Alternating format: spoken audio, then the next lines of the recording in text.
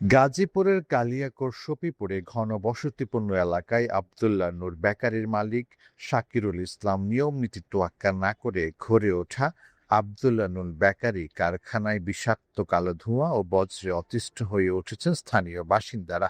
দীর্ঘদিন ধরে চলা এই বায়ু ও পরিবেশ দূষণের কারণে এলাকায় চরম পরিবেশ বিপর্যয় দেখা দিয়েছে।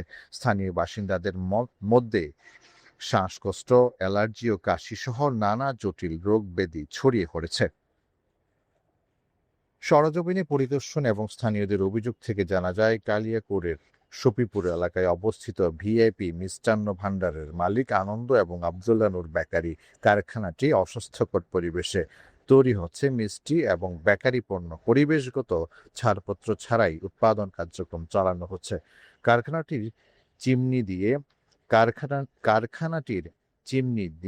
কারখানাটির চিমনি দিয়ে দিন-রাত ২৪ ঘন্টা অনবরত নির্গত হচ্ছে ঘন কালো ধোঁয়া ও পোড়া গন্ধ। এই বিষাক্ত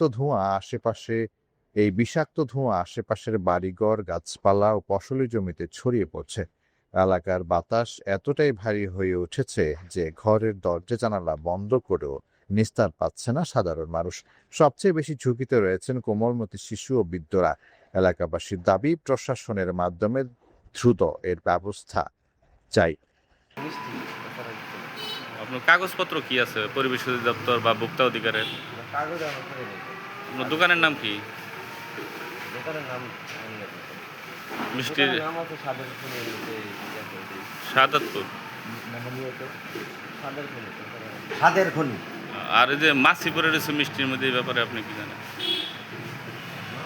সারাদিনে চলে যায়। ডাইকা রাখা যান? ডাইকে তো রাখা যায়। ডাইকে রাখলে তো এমনিতে নষ্ট হয়ে যায়, একদিনই ঠিক না, এই গরম। পরিবেশ, এই মিষ্টিগুলো তো বাচ্চা কাচ্চা বয়স্ক সবাই খাবে, তাদের পেটে সমস্যা হবে না?